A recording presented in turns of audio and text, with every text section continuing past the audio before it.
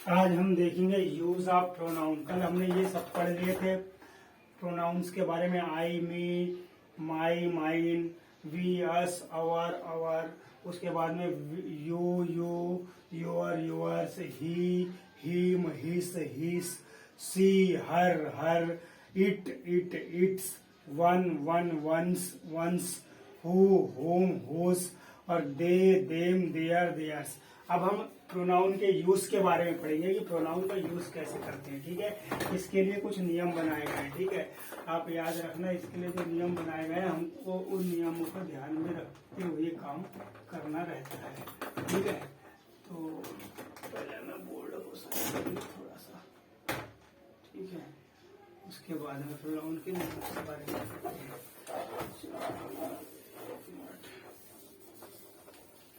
सही आ रहा है कि नहीं आ रहा है?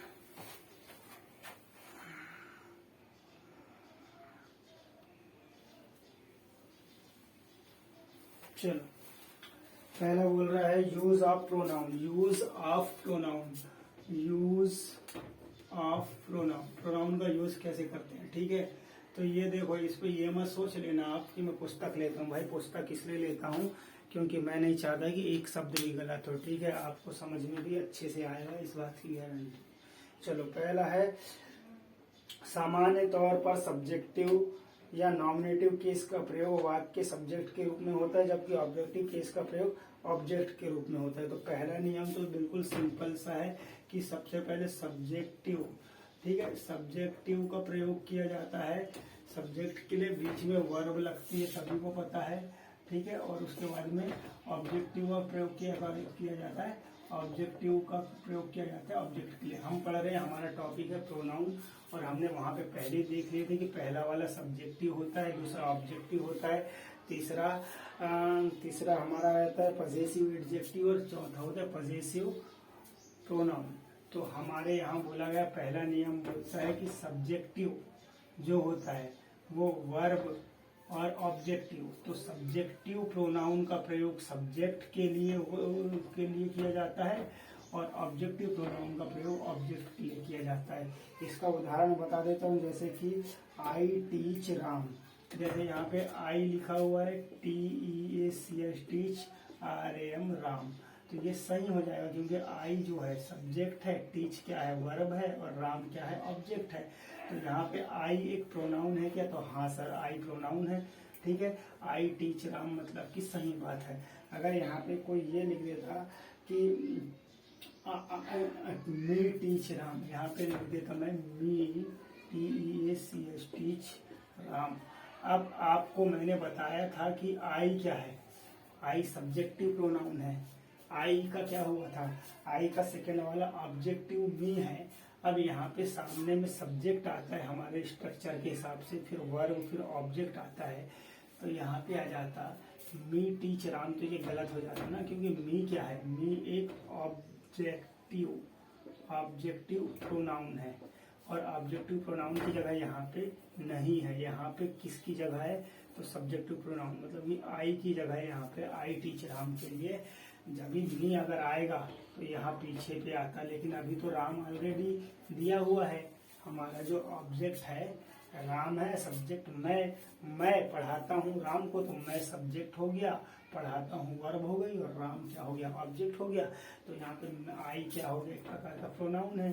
ठीक है, याद रखना। उसके बाद में अगला क्वेश्चन, अगला नियम देखते हैं हम। अगला नियम क्या बोलता है भैया कि let the preposition I teach him. एक और इसका उदाहरण देख लेते हैं। एक इस पे बोला है सब्जेक्टिव के लिए सब्जेक्टिव, ऑब्जेक्ट के लिए ऑब्जेक्टिव। तो सब्जेक्ट वाला देख लिया, अब ऑब्जेक्ट वाला देखते हैं। ऑब्जेक्ट वाला है आई TEACH, टीच। अब बता ये सही है कि गलत है? अब देखिए यार, आई तो सब्जेक्ट बिल्कुल सही है, टीच वर्ब ये भी सही है। मी क्या है, आई टीच मी, नहीं मी सही हो जाएगा। आई टीच मी कभी ऐसा नहीं हो सकता, आई टीच ही, ऐसा है प्रश्न, ऐसा है। देखो, आई मतलब मैं, टीच मतलब पढ़ाता हूँ, ही मतलब वह। तो देखो वह जो है ये ही क्या है, अभी ऑब्जेक्ट की तरफ में है, सब्जेक्ट वर्ब और ऑब्जेक्ट। हमने ही का 3-4 पढ़े थे ना। ही का क्या पढ़े थे? ही पढ़े थे, ही के बाद में हिम पढ़े थे, फिर हिस पढ़े थे, है ना। तो यहाँ पे याद रखना कि ये ऑब्जेक्टिव केस क्या होता है ही का। या ही सब्जेक्टिव केस है या नॉमिनेटिव केस है। तो ही का ऑब्जेक्टिव केस हमको पता है, ही का होता है हिम। तो यहाँ पे ही नहीं आएगा, यहाँ पे आएगा ITEACH, टीच हिम आएगा। क्या आएगा मेरे दोस्त? हिम आएगा। आई टीच हिम आएगा, ना कि ही आएगा। तो यही चीज होती है सब्जेक्टिव और ऑब्जेक्टिव। ठीक है, अगला दूसरा वाला देखते हैं। अब आ रहा है भैया नियम नंबर 2। पहला नियम आ गया, नियम नंबर 2। नियम नंबर 2 क्या होता है? यूज ऑफ प्रोनाउन पढ़ा रहा हूँ मैं, याद रखना क्या पढ़ा रहा हूँ। Use of pronoun. अब यहाँ पे देखते हैं नियम नंबर 2 है लेट्स द प्रीपोजिशन के, लेट तथा प्रीपोजिशन के बाद ऑब्जेक्टिव केस का प्रयोग होता है। देखो LET लेट तथा प्रीपोजिशन प्रीपोजिशन POSITION के बाद ऑब्जेक्टिव केस केस का प्रयोग होता है। अब मैं आपको एक बार याद दिला दूं। सबसे पहले आई होता था, ये सब्जेक्टिव होता था। आई का मी होता था, ये ऑब्जेक्टिव होता था। फिर माई होता था, ये कौन सा था? पजेसिव एडजेक्टिव था। और माइन होता था MIN, ये पजेसिव प्रोनाउन था। तो इसने बोला है लेट, जहाँ भी दिख जाए आपको लेट या फिर प्रीपोजिशन आ जाए तो उसके बाद में ऑब्जेक्टिव केस, मतलब कि 2 नंबर, मतलब कि ऑब्जेक्टिव केस कौन सा है? यही वाला है, मी का प्रयोग होगा बोलता है।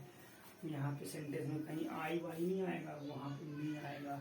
चलो उसका उदाहरण देखते हैं। सबसे पहला है LET लेट। लेट WEV गो HOME होम। लेट भी गो होम, ये सही है क्या गलत आपको बताना है भैया।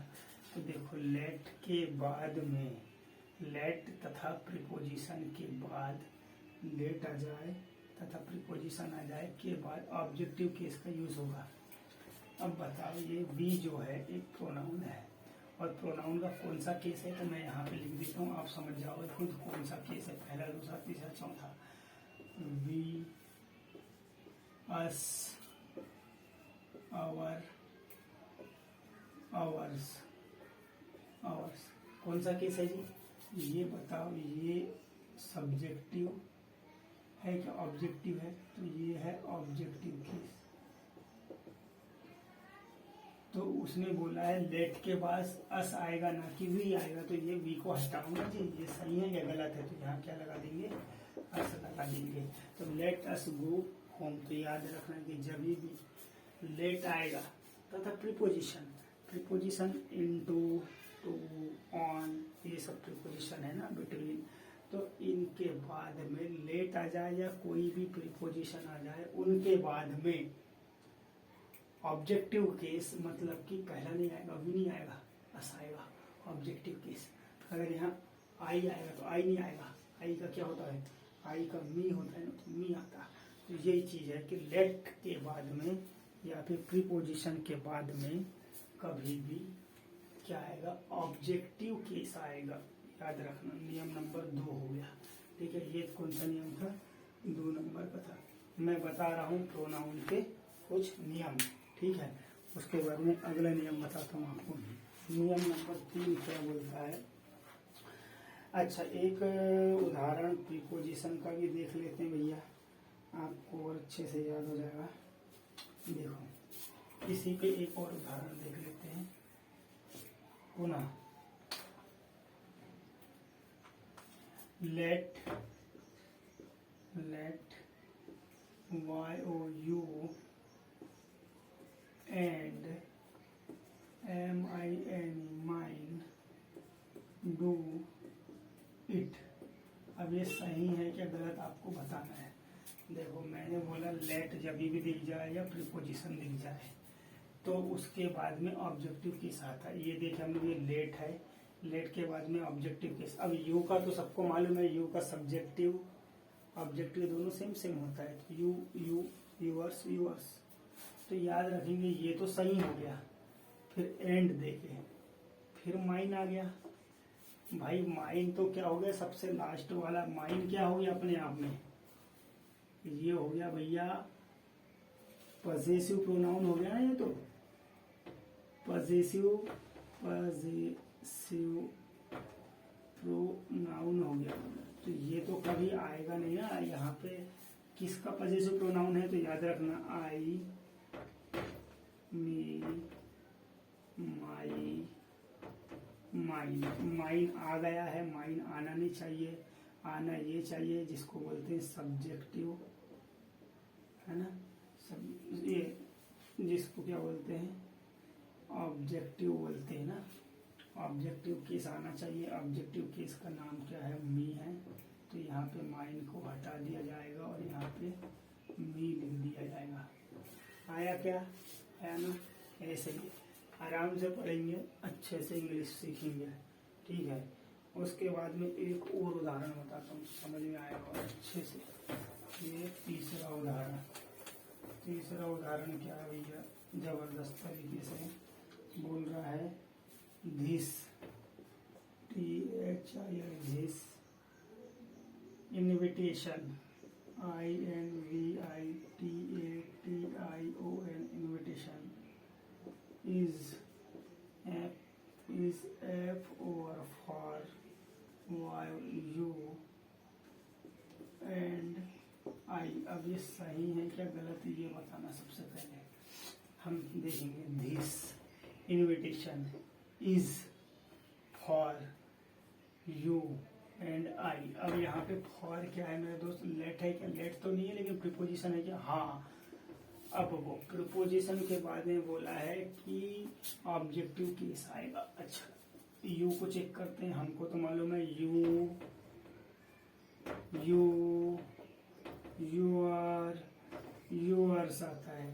तो इसका ऑब्जेक्टिव केस तो यू ही होता है और यहाँ यू दिया है, मतलब यू तो सही हो गया। एंड आई, अरे भाई आई का क्या होता है, आई, मी, माई, माइन। यहाँ पे आई दे दिया।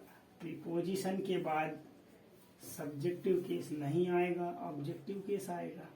तो यहाँ पे मी को लगा देंगे, यहाँ पे आई को हटा देता हूँ मैं यहाँ पे, और क्या लगा दूंगा यहाँ पे आ जाएगा मी आ जाएगा। ये नियम ने बोला, मैंने थोड़ी बोला, तो नियम के अनुसार मी आ जाएगा। तो ये हमारा नियम नंबर 2 हो गया। अगला नियम बताता हूँ 2 मिनट।